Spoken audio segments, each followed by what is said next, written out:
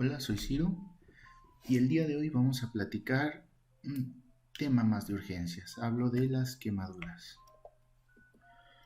Las quemaduras son definidas como la deshidratación súbita del tejido generada por calor u otros agentes, produciendo una desnaturalización proteica y destrucción celular, provocando pérdida de la continuidad de la piel y otras estructuras. Existe una variabilidad en cuanto a extensión y profundidad y en algunos casos puede producir un síndrome de respuesta inflamatoria. Los agentes prioritarios o etiológicos son el fuego, líquidos calientes, vapor caliente, agentes eléctricos, químicos y radiación.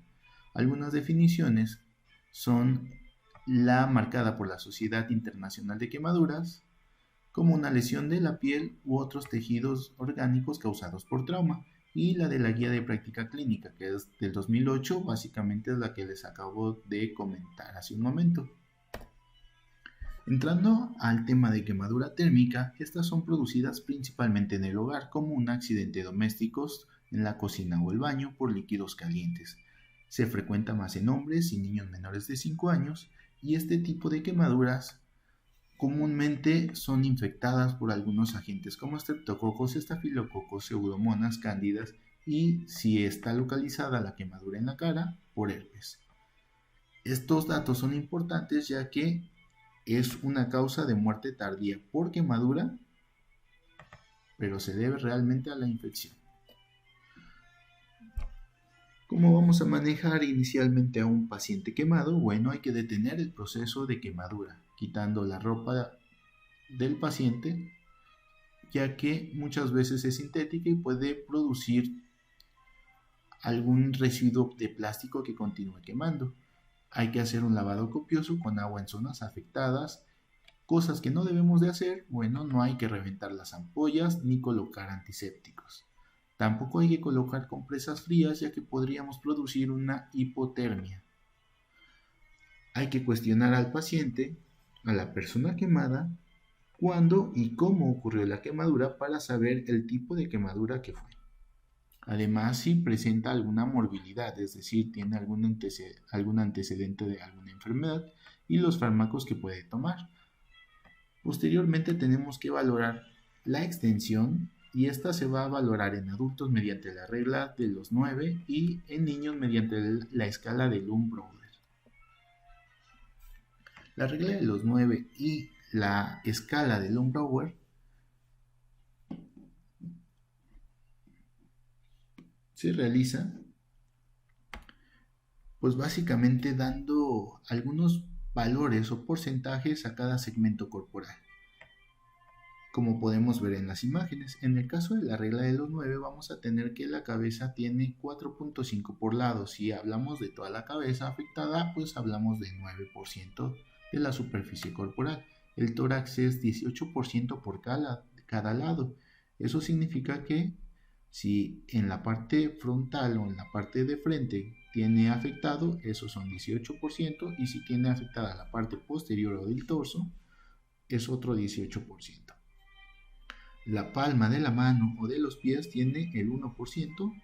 Las piernas, cada lado de las piernas son 9, es decir, en cada pierna si se ve afectada por completo son 18, pero si solo es la parte anterior o solo la parte posterior, solo es 9%, y el periné es 1%.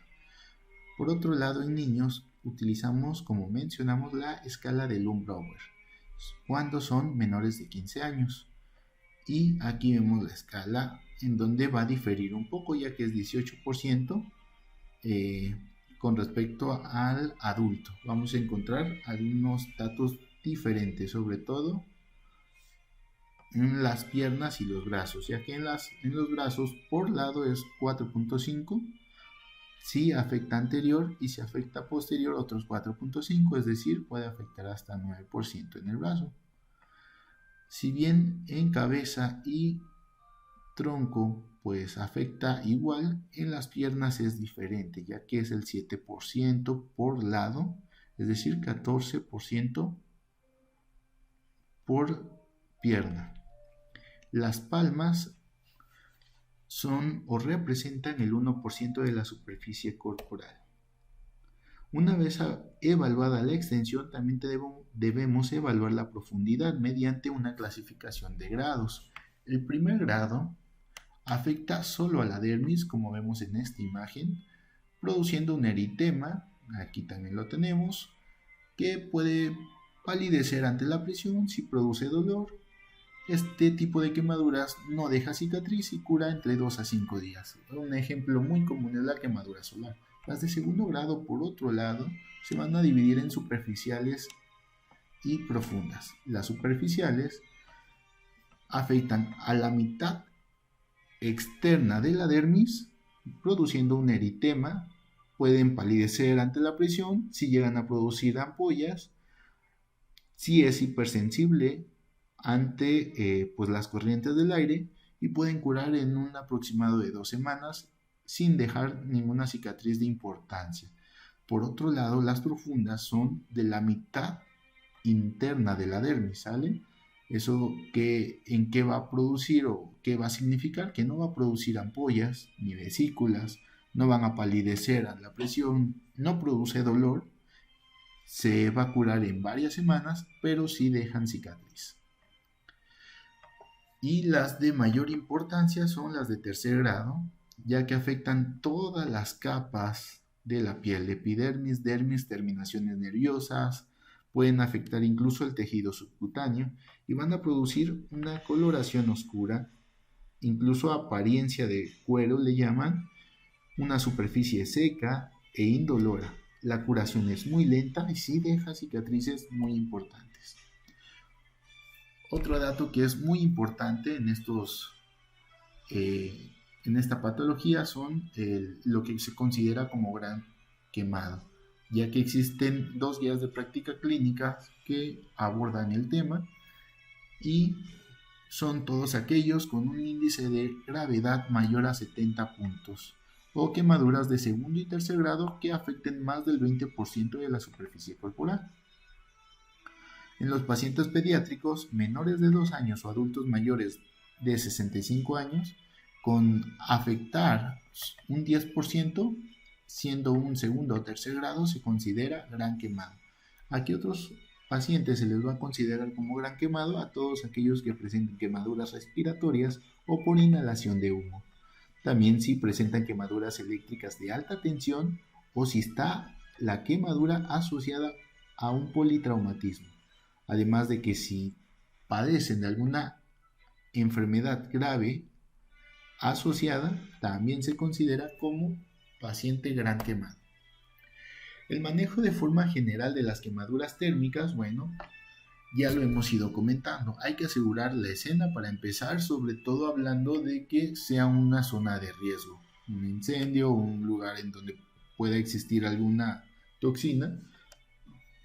Y como cualquier otro politraumatizado, el ABC, valorando la vía de lesión respiratoria para realizar traqueotomía o encontrar indicaciones para una intubación temprana, como se menciona en el ATLS, ya sean signos de obstrucción de vía aérea, quemadura corporal mayor al 40%, quemadura facial extensa o profunda, quemadura en la boca, edema significativo, dificultad para tragar, fatiga respiratoria, hipoxemia o disminución de niveles de la conciencia.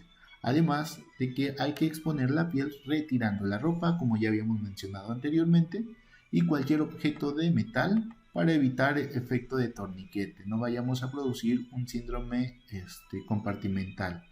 La restitución de líquidos es sumamente importante. Vamos a utilizar la fórmula de Parkland, el cual es 4 mililitros por kilogramo de peso por superficie corporal afectada. Esto es para los requerimientos iniciales, usando el Ringer lactato como solución. Es muy importante la diuresis en estos casos, por ende hay que colocar una sonda de Foley.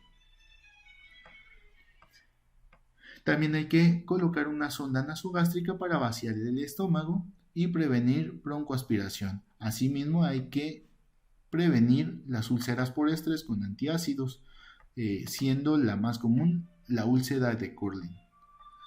Por ende usamos el omeprazol.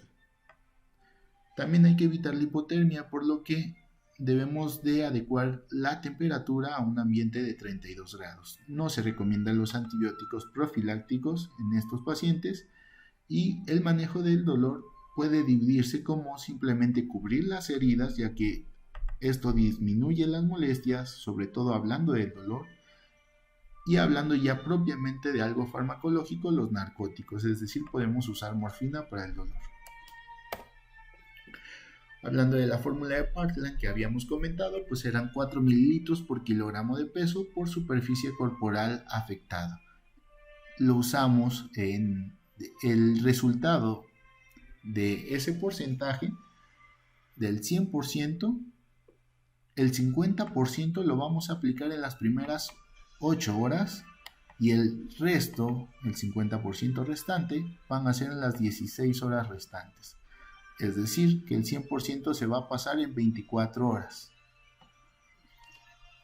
La guía de práctica clínica recomienda que hay que comenzar con infusión de Ringer lactato de 2 a 4 mililitros kilogramos de peso por superficie corporal quemada, más 1500 a 1800 mililitros por superficie corporal para las necesidades de mantenimiento. Y hay que recordar el dato de que en los pacientes quemados el trastorno hidroelectrolítico más frecuente es la hipocalemia. Habíamos mencionado las úlceras por estrés que se pueden llegar a producir, eso a causa de hipovolemia que conlleva necrosis por isquemia de la mucosa. Estas úlceras se presentan a nivel de estómago y duodeno, que en esta no se logran ver muy bien, pero acá sí se ve bien clara la úlcera de Körling, que se presenta en pacientes con grandes quemaduras o gran quemados. ¿Cuáles van a ser los criterios de referencia en estos pacientes? Bueno, los pacientes que tengan una quemadura de segundo grado mayor al 10% de superficie corporal afectada, ya sea en cara, manos, pies, genitales, perineo y articulaciones. Toda quemadura de tercer grado hay que referirlo. Si es una quemadura eléctrica, química y por inhalación, ya que son quemaduras especiales, también se deben de ser referidos a centros de quemados. También si hay una quemadura que está acompañada de trauma o enfermedad preexistente y si es un paciente pediátrico. Situaciones especiales. Bueno, ante las quemaduras de tercer grado de extremidades inferiores hay que evaluar si hay compromiso circulatorio, ya que de presentarse alguno de estos datos como cianosis, retardo del llenado capilar, parestesia, dolor tisular profundo, hay que hacer interconsulta al cirujano para considerar realizar una escarotomía. También aplica para las quemaduras torácicas. Otras quemaduras especiales son las químicas, en el cual dependiendo del tipo de químico, cantidad y duración de contacto va a ser la gravedad. Y es muy frecuente que sean quemaduras por sustancias ácidas, por alcalínicas o derivados del petróleo. El manejo es retirando la sustancia agresora, lavando de forma pues bastante intensa por 20 a 30 minutos y recordando el dato que la alcalisis las quemaduras por alcalisis son más graves que las quemaduras por ácidos. Además también tenemos las quemaduras eléctricas o por altas tensiones que producen un daño tisular. La apariencia superficial puede ser normal, pero suele coexistir con necrosis tisular. La liberación de hemoglobina puede producir insuficiencia renal aguda, además de que hay que andar monitoreando electrocardiográficamente porque la corriente eléctrica puede causar arritmias. También, como en las quemaduras térmicas, hay que colocar una sonda Foley. Y si presenta orina oscura, se debe de iniciar tratamiento con mioglobinuria, como si fuera una mioglobinuria, que es con líquidos intravenosos hasta lograr una diuresis de 100 mililitros horas. También hay que colocar manitol como diurético y bicarbonato de sodio para alcalinizar la orina y aumentar la solubilidad de la mioglobina en orina. También tenemos las lesiones por inhalación que pues afectan la vía aérea supraglótica y que generalmente presentan clínica posterior a 24 horas de la lesión. Las condiciones o clínicas que puede sugerir Este tipo de lesiones son las quemaduras faciales, de cejas, aquellos que presentan depósitos de carbonáceos y cambios inflamatorios agudos en orofaringe, un esputo carbonáceo, una historia de encierro en lugar con llamas y más confusión mental, quemaduras de cabeza y torso secundario a explosión, niveles de carboximoglobina en sangre mayor al 10%, ya que estaríamos hablando en la mayoría de estos casos pues de una intoxicación por monóxido de carbono. El manejo en estos pacientes pues es ingresarlos a hospital, una radiografía de tórax, gasometría para medir niveles de gases y niveles sanguíneos de carboximoglobina para saber también la gravedad. Si presentan estridor, es indicativo de una intubación endotraqueal inmediata. En caso de quemadura de boca por inhalación, también debe de estar indicado una esofagoscopía. Entonces, hablando propiamente de la intoxicación por monóxido de carbono, se debe de sospechar ante la historia clínica antes comentada y los niveles de carboximoglobina. Esta está muy relacionada con las manifestaciones clínicas, sus niveles. Entonces, si encontramos carboximoglobina menos del 20%, normalmente están asintomáticos. De un 20 a 30% son síntomas leves como cefalea y náuseas. Del 30 al 40 ya podemos encontrar datos importantes como confusión mental. De un 40 a un 60 pues ya hablamos de coma, y más de 60 podríamos llegar a asociarlo hasta con muerte. El tratamiento, aparte de lo ya comentado para la intoxicación propiamente de monóxido de carbono, es el oxígeno con alto flujo con mascarilla.